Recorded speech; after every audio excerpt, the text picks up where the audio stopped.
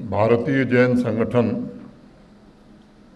के जम्मू कश्मीर के अध्यक्ष श्री संदीप जैन जी, जैन संगठन की state general secretary Monica Jain ji, Jammu के additional director general of police Shri Anand Jain, DIG Jammu, SSP Jammu, police के सभी अधिकारी, सोटा के सभी ऑफिस बियरर्स, सभागार में उपस्थित सभी सम्माननीय अतिथिगण, देवियों, सज्जनों तथा मित्रों, सबसे पहले मैं भगवान महावीर को प्रणाम करते हुए पंच नमोकार मंत्र से अपनी बात शुरू करना चाहूँगा। नमो अरिहंताणम, नमो सिद्धाण, नमो आयरियाण, नमो वज्ञाणाम, नमो लोये सब्ब साहुणम।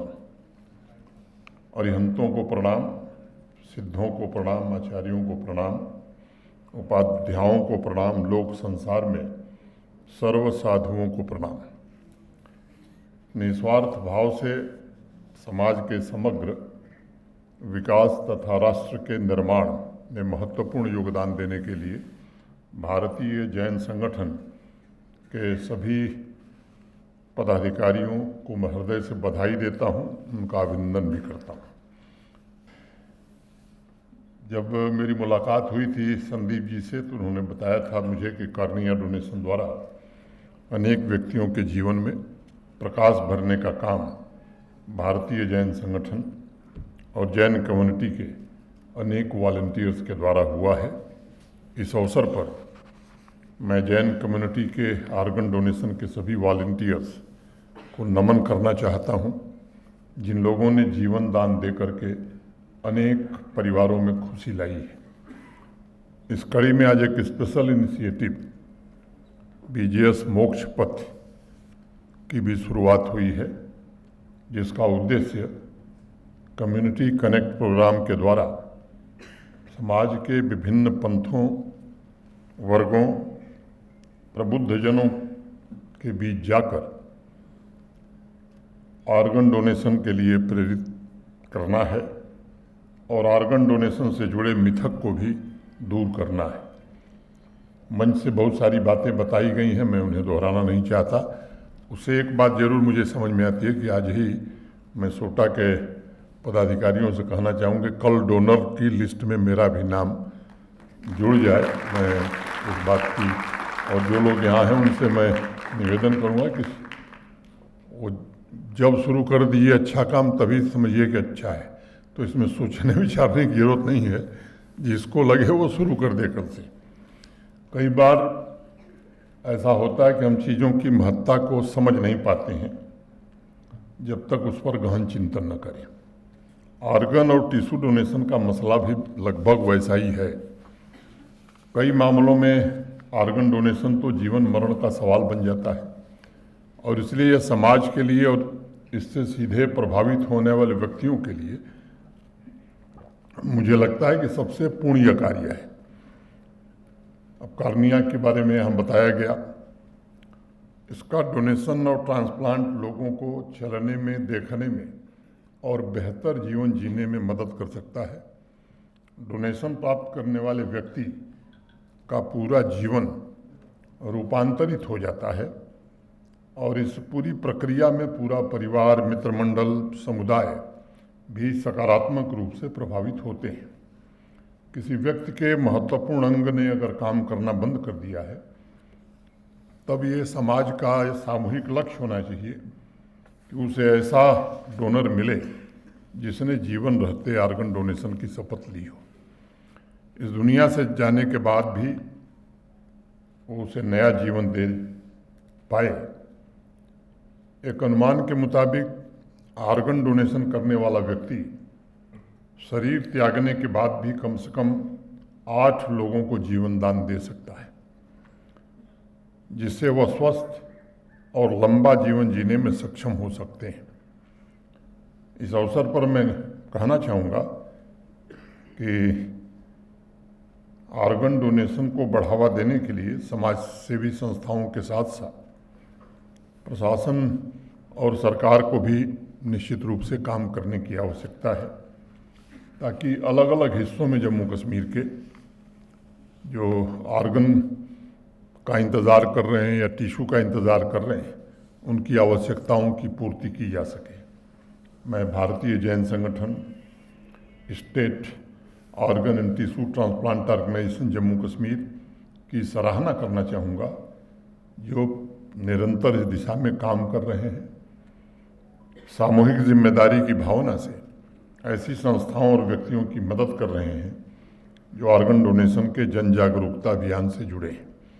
इसकी गति कैसे बढ़ाई जा सकती है, मेरे पूर्व भी कुछ लोगों ने विचार व्यक्त किए हैं और अब बड़ी अच्छी बातें कही हैं।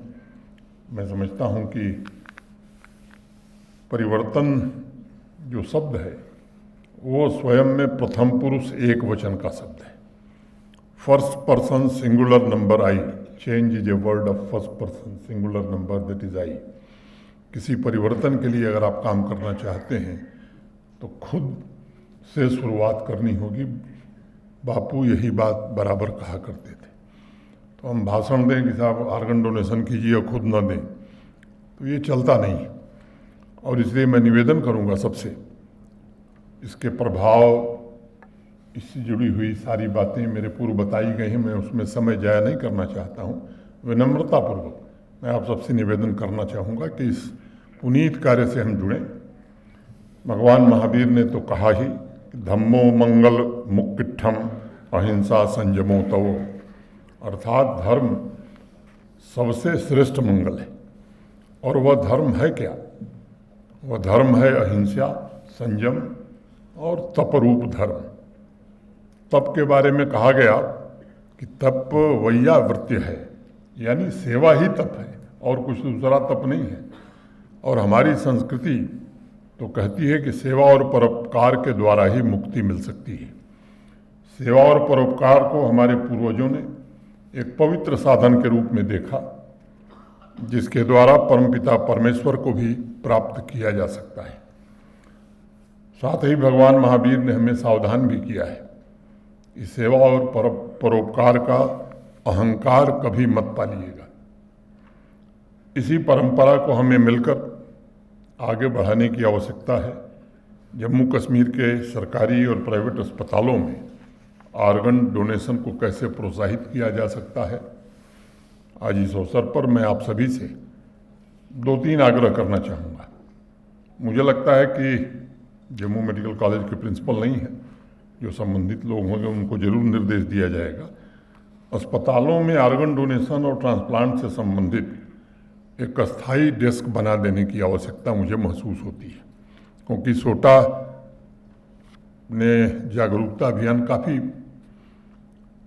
किया है पिछले कुछ वर्षों में, लेकिन मुझे लगता है कि सेल्फ डेस्क से शायद हमें और भी डोनर मिलेंगे।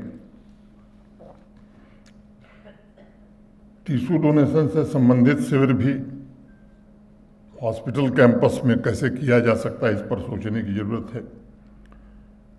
और तीसरी बात कि गवर्नमेंट और प्राइवेट मेडिकल कॉलेजेज या हॉस्पिटल्स में मॉडर्न टेक्नोलॉजी का अधिकतम इस्तेमाल करके ट्रांसप्लांट को कैसे सस्ता और सुलभ बनाया जा सकता है।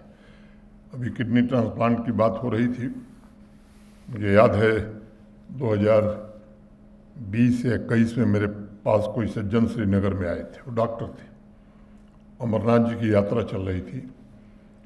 तो उन्होंने मुझसे कहा, यहीं के रहने वाले हैं, जम्मू कश्मीर के, मुंबई में डॉक्टर हैं।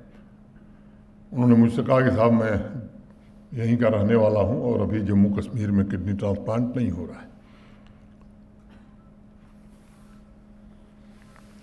उनसे मेरी बातचीत हुई उस समय, जो जम्मू मेडिकल कॉलेज की प्रिंसिपल थी लेडी, उनसे मैंने फ़ोन पर उनकी बात कराई, श्रीनगर के भी मेडिकल कॉलेज से। अब अभी डॉक्टर साहब ने बताया कि वो प्रगति पर है।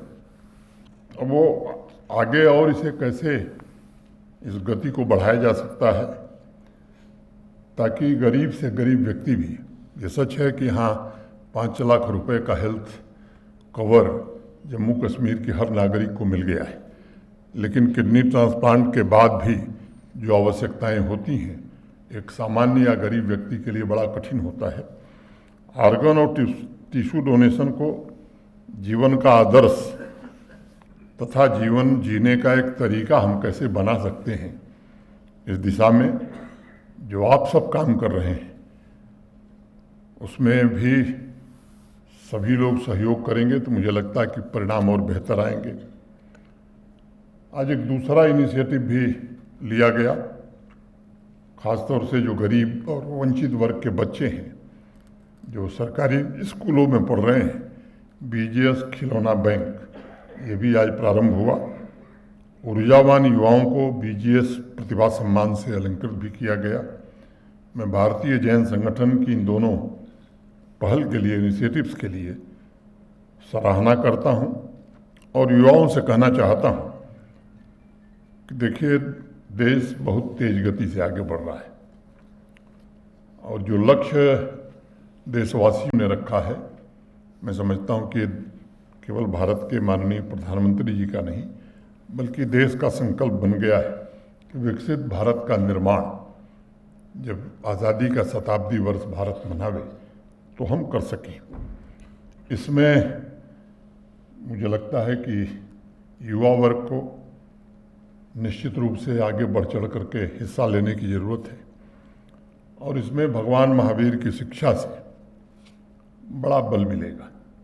उसे सीखने की आवश्यकता है क्योंकि जिस प्रकार की चुनौतियां आज हमारे सामने आ रही हैं उनका मुकाबला करने का महत्वपूर्ण माध्यम मैं मानता हूं कि भगवान महावीर का आशीर्वाद होगा। उनके संपूर्ण जीवन को आप देखिए तो पूरा जीवन उनका विज़न, उनके आदर्श हमारे दिल और दिमाग को सही दिशा प्रदान करने में समर्थ हैं। 30 साल की ही उम्र रही होगी भगवान महावीर ने जब राजमहल छोड़ा था।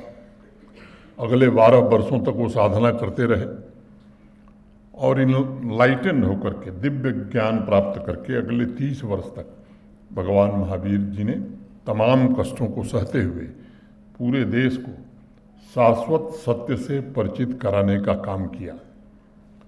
भगवान महावीर, मैं मानता हूँ कि अध्यात्म के उत्तुंग शिखर हैं और मैं तो कह सकता हूँ कि उस शिखर के आसपास कोई दूसरा दिखाई नहीं पड़ता। भगवान महावीर ने जो मंत्र दिया वो मंत्र केवल जैन समाज के लिए नहीं है, उनके मानने वालों के लिए नहीं है, ये पूरी मानवता के लिए है। लेकिन आज की नई पीढ़ी विशेष रूप से मैं आग्रह करूँगा कि उनके मंत्रों से आप बहुत कुछ सीख सकते हैं। जीवन को बेहतर बनाने का जो दर्शन उन्होंने दिया तो उसमें कर्म पर सबसे ज़्यादा बल दिया और जो उनका विजन था सम्यक दर्शन माने राइट फेथ, सम्यक ज्ञान राइट नॉलेज और सम्यक चरित्र यानी राइट कंडक्ट। भगवान महावीर ने राइट कंडक्ट के लिए मूलतः 5 सिद्धांत प्रस्तुत किए, बताए। अहिंसा, सत्य, अस्तेय, ब्रह्मचर्य और अपरिग्रह। जिस किसी भी युवा के जीवन में इन 3 आदर्शों सम्यक दर्शन, सम्यक ज्ञान और सम्यक चरित्र का समावेश हो जाएगा, वो बड़ी से बड़ी चुनौती निश्चित रूप से पार कर सकता है, सफलता के नए शिखर छू सकता है। भगवान महावीर ने अपने जीवन काल में इन 3 सिद्धांतों द्वारा समाज में व्याप्त बुराइयों को दूर किया, नारी शक्ति को समान अधिकार और सामाजिक समानता की व्यवस्था पर भी उन्होंने बहुत ही बल दिया था। मैं मानता हूँ कि आज के इस मॉडर्न वर्ल्ड में भी उनका दर्शन उतना ही प्रासंगिक है और युवाओं से जुड़े मुद्दे, विश्व में हो रहे कॉन्फ्लिक्ट और पर्यावरण से संबंधित सभी समस्याओं का समाधान भी उनकी शिक्षा में मौजूद है। मैं नई पीढ़ी से आग्रह करना चाहूँगा कि वह जैन दर्शन के मंत्र मैत्री प्रमोद कारुण्य मध्य स्यानी को अपने जीवन में उतारने का काम करें। इस मंत्र का तात्पर्य है कि हम सभी को प्राणी मात्र के प्रति दया का भाव रखना चाहिए। इससे हम करुणा तथा विश्व बंधुत्व की अवधारणा में अपनी आस्था को मजबूत कर सकेंगे। एक सशक्त, प्रगतिशील और उन्नत भारत के निर्माण में भी हम योगदान दे पाएंगे। मुझे विश्वास है सर्व समाज इन शिक्षाओं से प्रेरणा लेकर कम से कम सभागार में उपस्थित लोगों से तो मैं विनम्रतापूर्वक ये प्रार्थना जरूर करूंगा कि सेवा और परोपकार की परंपरा को आगे बढ़ाने के लिए आप भी आगे आवें। लोगों के जीवन में आशा की नई किरण जागृत करना ये एक महान दायित्व है, जिसे हमारी वर्तमान और आने वाली भावी पीढ़ी को निभाना है। मैं फिर से एक बार भारतीय जैन संगठन को एक बार पुनः बहुत बहुत बधाई देता हूँ, शुभकामनाएं देता हूँ और मुझे यहाँ उपस्थित होने का अवसर दिया, इसके लिए आभार भी व्यक्त करता हूँ। बहुत बहुत धन्यवाद। जय हिंद, जय भारत।